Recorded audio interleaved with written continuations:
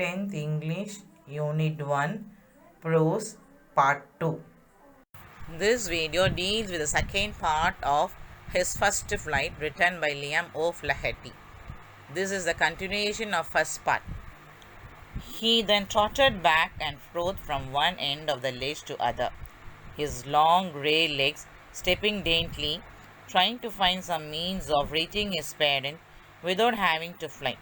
But on each side of him, the ledge ended in a sheer fall of precipice, with the sea beneath, and between him and his parent there was a deep wide crack. He then trotted back and forth from one end of the ledge to other. Trotted means to run at a moderate pace with the short steps. மெதுவாக முன்னும் பின்னுமா நடக்குது. So the young seagull was walking slowly front and back from one end of the ledge to another end of the ledge, his long grey legs stepping daintily. Daintily means walk in a careful way that suggests good manner. That means the young seagull was walking like an angel slowly, trying to find some means of reaching his parent without having to fly. The young seagull wants to find a way to reach his parent without flying. But on each side of him, the ledge ended in a sheer fall of precipice. Sheer means something steep like a cliff or anything extreme. Precipice means a very steep side of a cliff or a mountain. The young seagull saw that the ledge of the ended like a steep, and when it saw down, he could see only the sea. And between him and his parent there was a deep wide crack. So the young seagull, between him and his parent, the place between him and his parent, there was a deep and a wide crack. Deep means ஆழமானது, wide means அகண்டமான ஒரு crack, and he was thinking how to reach his parents. Surely he could reach them without flying if he could only move northwards along the cliff face. But then on what could he walk? There was no ledge, and he was not a fly, and above him he could see nothing. The precipice was sheer, and the top of it was perhaps further away than the sea beneath him. Surely he could reach them without flying if he could only move northwards along the cliff face. The young seagull could reach his parents without flying if he walks towards the northern direction along the cliff face. But then on what could he walk? There was no ledge, and he was not a fly. And on what basis the young seagull could walk? Because there was no ledge to reach his parent, and moreover he could not fly. And above him he could see nothing. The young seagull, when it was in the ledge, could see nothing above him. The precipice was sheer, and the top of it was perhaps further away than the sea beneath. The rock was very steep. When compared to the sea, the rock was very further away for him to reach, but the sea was near to him. He stepped slowly out to the brink of the ledge, and standing on one leg with the other leg hidden under his wings, he closed one eye and then the other, and pretended to be falling asleep. Still, they took no notice of him. He saw his two brothers and sister lying on the plateau dozing with their heads sunk into their necks. His father was preening the feather on his white back. Only his mother was looking at him. He stepped slowly out to the brink of the ledge. The young seagull was walking slowly till the end of the ledge, and standing on one leg with the other leg hidden under his wings. The young seagull was standing with the one leg, and other leg was hidden under his wing. He closed one eye and then the other, and pretended to be falling asleep. The young seagull closed his eyes and acting as if it was sleeping. தூங்குற மாதிரி நடிச்சிட்டு இருந்துச்சு. Still they took no notice of him. The young seagull's parent, brother and sister, they never took notice of the young seagull. He saw his two brothers and sister lying on the plateau, dozing with their heads sunk into their necks. Dozing means sleeping. So the young seagull saw his brother and sister. They were sleeping on a plateau with their heads into their necks. His father was preening the feather on his white back. Preening means cleaning the feather with a beak. The young seagull father was cleaning his feather with a beak on his white back. Only his mother was looking at him.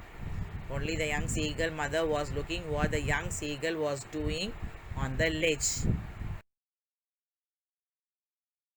She was standing on a little high hump on the plateau, her white breast thrust forward. Now and again she looked at the piece of the fish that lay at her feet and then scratched each side of her feet on the rock. The sight of the food maddened him. How he loved to tear food that way, scraping his beak now and again to wet it. He uttered a low cackle. His mother cackled too and looked at him. She was standing on a little high hump on the plateau, her white breast thrust forward. Hump means the மாடுக்கோ கேமலுக்கு இருக்குல்ல அந்த திமில் shape தான் அந்த பிளாட்டோட tip shape இருக்குது. So the young seagull mother was standing on the tip of the plateau and she brought her breast forward. Now and again she tore at the piece of the fish that lay at her feet and then scratched each side of her beak on the rock. The young seagull's mother, now and then she used to tear the fish which was lying at under her feet and then used to scrape her beak on the rock.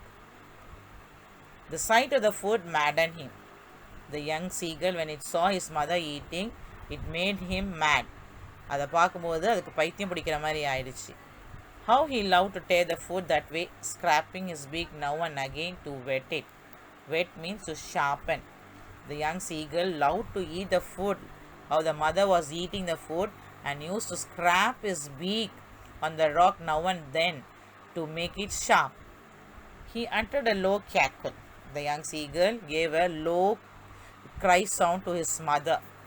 His mother cackled too and looked at him. Even his mother, the same voice, she also cried back to the young seagull and looked at him. Question E. What did the young bird do to seek the attention of his parents? He stood on one leg with the other leg hidden under his wing. He closed one eye and then the other and pretended to be falling asleep. This was done by the bird to seek the attention of his parents. He stood on one leg with the other leg hidden under his wing. He closed one eye and then other and pretended to be falling asleep. This was done by the bird to seek the attention of his parents. Question F. What made the young seagull go mad? His mother was standing on a little high hump on the plateau.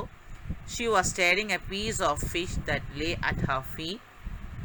She scraped each side of her beak on the rock. The sight of the food maddened him. His mother was standing on the little high hump on the plateau. She was tearing a piece of fish that lay at her feet. She scraped each side of her beak on the rock. The sight of the food maddened him. Gha, gha, gha, he cried, begging her to bring him over some food. Galula, she screamed back mockingly, but he kept calling plaintively. After a minute or so, he uttered a joyful scream. His mother had picked up a piece of fish and was flying across to him with it. He leaned out eagerly, tapping the rock with his feet, trying to get nearer to her as she flew across. But when she was just opposite to him, abreast of the ledge, she altered, her legs hanging limp, her wings motionless, the piece of fish in her beak almost within reach of his beak. Gha, gha, gha, he cried, begging her to bring him over some food. The young seagull was crying and begging to his mother to bring him some food. Galula, she screamed back mockingly. The young seagull's mother also screamed back to him in a joyful way. But he kept calling plaintively. After a minute or so he uttered a joyful scream.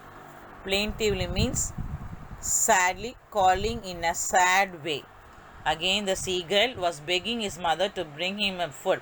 But after a minute, The young seagull gave a joyful scream. His mother had picked up a piece of fish and was flying across to him with it. The young seagull's mother picked up a piece of fish in her beak and was coming towards him. By seeing this only, the young seagull gave a joyful scream. He leaned out eagerly, tapping the rock with his feet, trying to get nearer to her as she flew across. The young seagull lean means bending. குனிஞ்சு வந்து ரொம்ப ஈகரோட போகுது, ஆர்வத்தோட போகுது. And tapping the rock with his feet. It was tapping with a joy and trying to go nearer his mother. But when she was just opposite to him, abreast of the ledge, she altered, her legs hanging limp, her wings motionless, the piece of fish in her beak almost within reach of his beak. When the mother was just opposite to the young seagull, nearer the ledge, she stopped there, and her legs hanging limp, and the wings were motionless. The piece of fish in her beak was almost within the reach of the young seagull's beak.